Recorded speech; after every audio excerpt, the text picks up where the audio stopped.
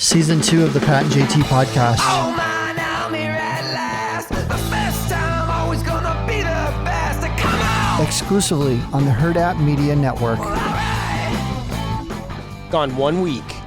My desk is already my office has been flipped into some other room. We took over. Yeah, apparently I'm gone. Literally 1 week, and now it's a lounge. It became actually a vaping lounge. Nobody vapes here. it turned into the call center, so to speak, because call center. That's where we have a lot of calls to have a center. They don't have because we have people that share rooms right now, and they needed to make phone calls because they were doing business, and you can't have both on the phone at the same time in the same room. Right. So it was like, okay, it's either the storeroom or Pat's office. Yeah, basically the same thing. They both have chairs, so. And these walls are so not soundproof. You can hear everything through the walls. Might as well just sit in the front lobby. There's nothing worse being on a Zoom, or if it's like a group meeting and have people in different rooms because it's all different, like echoey and different speeds, and it's oh my god, irritating. Incredible, yeah. So, anyway, yeah. You made it back. So. Made it back, yeah. Saw somebody puking in the, not to just slam right into it, but saw somebody puking in the airport. The Denver airport, right when in COVID and all this time going on, the last thing you want to do as soon as you get off a plane for your hour and a half layover is to see somebody just ralphing in the trash can right in front of you. Couldn't make it to the bathroom. Couldn't make it. And the bathroom was like 30 feet away. I was going to say, they're like every, just station. Gosh darn it. Yeah. Was it somebody old, like a kid, or just No, it was a young 47-year-old probably. Very young. Well, the poor thing. Still, how awful. It was rough. For them, too. It was rough. It was rough. It was, I have a new respect for teachers, for kids, for doctors, nurses, all that kind of stuff that have to wear masks all day for work. Because wearing a mask from the time you get in the airport to the time you leave the airport, however long that is, mine was 9 hours, I think, on the return. It was rough. I had the unfortunate opportunity. A friend of mine, their kid has a rash from their mask, and they literally call it mask rash. Is just some name for it, but it almost looks like a staph infection. It's just, and it's right around the top lip and around the side to the bottom. It's just on one side. That's awful. And it's just because of the humidity, I'm sure, just breathing in it. Or who knows what else, coughing or sneezing in it. I don't know, but that can't be good for you, because that's the reason you cough or sneeze, is to get it out of your body. And not to be caught right here a half inch away and be sucked back in. Yeah. So, it's terrible. It's terrible. So, my gosh, yeah. I'm sure the airports, that's a real. Well, and then breathing in, and when you have a mask on, at least for me anyway, I mouth breathe. Yeah. I don't nose breathe because it's just that much harder to get oxygen. So when I would get done, when I got to Las Vegas, when I would take that evening, my throat was killing me. I'm like, oh my God, I've got the Rona. And there's no way. And the next day it was okay. Yeah. Came back, same thing, because you're mouth breathing all day long. Yeah. Just torture. It is. It's terrible. There's got to be a better solution to that. I don't know what it is. I know that what I've heard, they got the vaccine, but apparently we're still going to have wear the masks even with the vaccine. Yeah. What's the point? That was what was trending this weekend on social media. You have two social medias though. Which one was it trending on? It was on both. It was on both. I swear to God. And actually, there was also a video that was trending on one of my social medias, not my real one, but it was from the Omaha City Council meeting. Another one? Yeah, a different one. Same dude or different dude? No, and a woman. She's a doctor that appeared at City Council, and just begging them to not install or continue this mask mandate. And because she's a doctor, and you can find, oh God, what was her name? We'll put it in the show notes, I promise you. But anyway, and this was in October, and I'm shocked I haven't seen it. I was like, wait a minute. Was that around the time the first doctor showed up? I think it might have been not the same. I don't think it was the same meeting, but I'm not sure. I really don't know because it's just weird how it just didn't show up in at feeds anywhere. And this is a feed. This is more politics stuff, and it was weird. Somebody not from here that posted it because they didn't know where it was from, and really small in the corner you could see KETV, really small in the corner. And of course, for most people, that's not something you see right away. But around here, you know what they're doing. And then somebody else posted the actual YouTube video that's out there of it.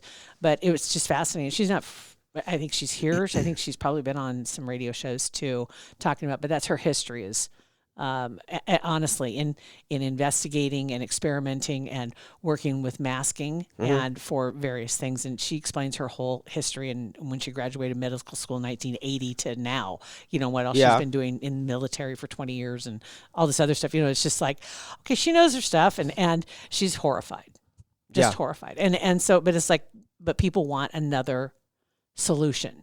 And I get that because right now that's the only solution. And I think somebody had said before that the mask became a talisman. It may not work, but it made people feel better. Right? Right. And then for some people, they'll say, I'd still rather have people with a mask on so when they cough and sneeze that it doesn't get all over me. It's like, yeah, but that's what your body's doing. People just need to learn to sneeze in their arm. Let's go back to what our parents taught us when we were little. Sneeze, cover your mouth when you sneeze or cough. Cover your mouth. Right, just cover your mouth. Because there is a reason to, but then go wash your hands. Right. But then you don't keep your hands up here to your mouth and keep breathing. Right, on you I know. Yeah, it is. It's a bunch of... There was a dude that sat behind me on the plane. I thought in my head, as soon as I heard him talk, I thought, oh God, if you were here, you'd be in hog heaven. Would I jump back over and sit next to him? You would have hugged him. I love you. According to what I overheard the entire flight. Like, it was really interesting. He was a military guy, retired. He was a pilot on Southwest. Oh, okay. But he was just jumping from to another flight not in Omaha, somewhere else anyway. But yeah, he was talking about how he was stationed near China, Wuhan, that area outside the country. And up until about a year and a half ago. And some of the stuff that he was talking about. Yeah. Not woo-woo, but some people would think it's woo-woo. But he's like, this lady that he was talking to was super interested, and she kept asking a lot of great questions. Yeah. And he's like, well, he goes, people don't believe me. He goes, but I saw it firsthand. I know. Yeah. That's the thing. See, that's the thing is for people, it seems some things seem woo-woo because they haven't been talked about. Yeah. And for like the Hunter Biden laptop. That whole deal in the investigation, that's been going on for a while, but nobody on the mainstream media was talking about it. And for a lot of people, they just found this out a week ago or 2 weeks ago, and they're just like floored. And a lot of people are really super pissed because they would have changed their vote possibly, or they wanted to know more. It's like, wait a minute, tell me a little more about this. And that's the sad part is that some things haven't been covered, and then you find somebody who is a part of this. And they tell you things, and you look them up, and you find it to be true. Yeah. And you're like, how is this not in the news? Right. I know. It drives me nuts. That, and I know you have opinions probably on Times People of the Year, Person of the Year. I think it should be the nurses and the frontline staff. 100%. When I saw without that, a doubt. When I saw that, doctors, and it's like it doesn't really. We all know the media, whatever. It is what it is. So I don't put much credence in it anymore. It is what it is. But when it wasn't a doctor, a nurse, or a medic, whatever, I thought you guys are jokes. Yeah, right. The essential workers, supposedly the teachers. Just all those people that work at the grocery store, for God's sake. God bless them because the stores stay open. Yeah. Just those people, but definitely the frontline workers. And a lot of people, I think, felt the same way. Yeah. They thought it was just a real slap in the face. Yeah. 100%. 100%. It's those two eagles sitting there on the front are looking off to the left. Like, you guys. It's like you're trying too hard. Just come on. It was an absolute joke. Because you can't possibly say anything bad if there's an eagle on it. Right. You're not a patriot. You're not a patriot. But yeah, it's that's your phone. That's my phone. That's my dad calling. I'll have to call him back. But anyway, I got to see them on my birthday, as a matter of fact, and got to spend a little time with them, and that was cool. Mm-hmm. Their anniversary's coming up this Friday, and so I don't know. They're thinking they might want to go to Round the Bend. Ooh. So. I was actually thinking about Round the Bend. I was thinking of some Rocky Mountain oysters this morning. I really was because I saw of all things to think of. When I get up and I'm waking up, I just hit Netflix and I'm just watching The Office until it moves over to Peacock. Yeah. On January 1st, and it was Michael Scott's final episode when Dwight was up on top of the building and giving him the Rocky Mountain oysters from Colorado. I remember and I thought about how I crushed those on the way home from the Vogelers that one time a couple months ago. Yeah. And. Hey, that's odd. Yeah, that's really weird. Crazy. Yeah, that's what they're thinking right now. So, and they've got a few people that are invited. Some people won't come. Mm-hmm. Some people will. So it's still frustrating for them. But at least they're going to get. At least they'll have a dinner out, and I'm going to go. And I think There's a handful of people that are going No, to be able that's to cool. go, and we'll each sit at our own table if we have to. You gotta whatever. you gotta do that stuff to keep your freaking sanity. Otherwise, you're gonna It's go true. crazy. When we were in Vegas, first of all, Vegas was absolutely dead. It was it was because the rodeo was in town Yeah, at the same time. I've been watching And- all last week. Yeah, And I there was just nobody. I have a picture of the strip, and it was 9 o'clock when we it's walked got to to be dinner. like a movie. It was eerie. It was like an apocalyptic kind of situation. But you'd walk all over trying to find a restaurant. And we only ate in one restaurant. Otherwise, we'd go grab the food and bring it back. But a couple times, we walked to a restaurant online. It said it was open. Everybody's like, get there, and it was closed. So you have to walk to another one to get to go. Walk to another one. And we went to this one that we found. We're like, we've been walking for an hour. We'll just sit down and eat. And it was 4 people per table, and there were 6 of us. So 4 here, 2 at a sit, 20 feet away. But yeah, it was just there were so many restaurants that were closed. The day we got in, the guys that were helping us with all of our gear and stuff to get up to the room, that was their last day. They were getting furloughed. They were the last 2 at the Vidaras where we stayed. They were the last 2 people in that position to help anybody bring in luggage in the entire company, and that was their last day. They were getting furloughed because nobody's there. Oh my God! I'm thinking of things I just had seen recently because I think in New York City they just shut down all inside dining. Again, they just closed all of it, and there was a guy from a comedy store, so to speak. Yeah. You know, they it's comedy shows, and they've been closed down since March. Not allowed to have shows, so they did some outside in the park illegally. Just because laughter, and they did some in a church. They called themselves, I think, something like the Temple of Laughter. Yeah. So they could have a sermon, they could have and give a service in laughter, and the Reverend even opened the show. That's awesome. To do it. I guess they got in trouble. But they've been haunted, and there's a place there called Dangerfields. It's been open for about 50 some years. Rodney Dangerfield. It's closed forever now, and there's a couple other historic comedy stores or comedy places that have closed down, and this guy's is about ready to. Club 21 closed. Done. Really? Over. Well, I don't They're know how. After seeing what I saw, yeah. it just on a it was on it wasn't a Saturday. It was like, well, whatever. It doesn't matter. Vegas is 24 hours dead. Yeah. But it was a Tuesday night, and it was dead. I mean, it looked like the inside of Oakview Mall because it was just nothing, and there's just no restaurants open. The casinos are terrible. dead. Walking through a casino, one of the guys said they were there a year ago, whatever casino it was, and it was wall to wall people. You couldn't move. And this one, there was one person at a slot, nobody at the tables, nothing. That's crazy. Because this week, that last 10 days when the rodeo's in town, that's the National Finals Rodeo. Not to talk over anybody, and it's thousands of people. It's like it's like Super Bowl. It's just that, and they're there all week, and you've got like 8 different events, and there's like 15 competitors in each event, and all their families, and then all the spectators, and they fill the Thomas and Mack, and in general, that's what would happen. And the rodeo wasn't there, obviously, because of this, and so they moved it to Texas. And it looked great. It still looked weird because the crowd wasn't as big as it normally was, but at least they still had it. But they had to move it out of Vegas. You think about the number of people who suffered this year, just the typical workers, and then you've got those extra shows that come kind of like here in Omaha and had to cancel some of those big things that were booked to take place in Omaha. And the vendors who were affected, it just blows my mind. It's unbelievable. That report that I heard about New York City going back there, just because I just recently heard this and it just stuck in my mind. But they said that over 500,000 people have left New York City, gone, like they moved. There's no options for them there. 1 in 5 hasn't paid rent since March or April, right about the time they closed down. And they said, if you think they're going to be able to pay up by the end of the year, that ain't happening because most of these people don't have a job.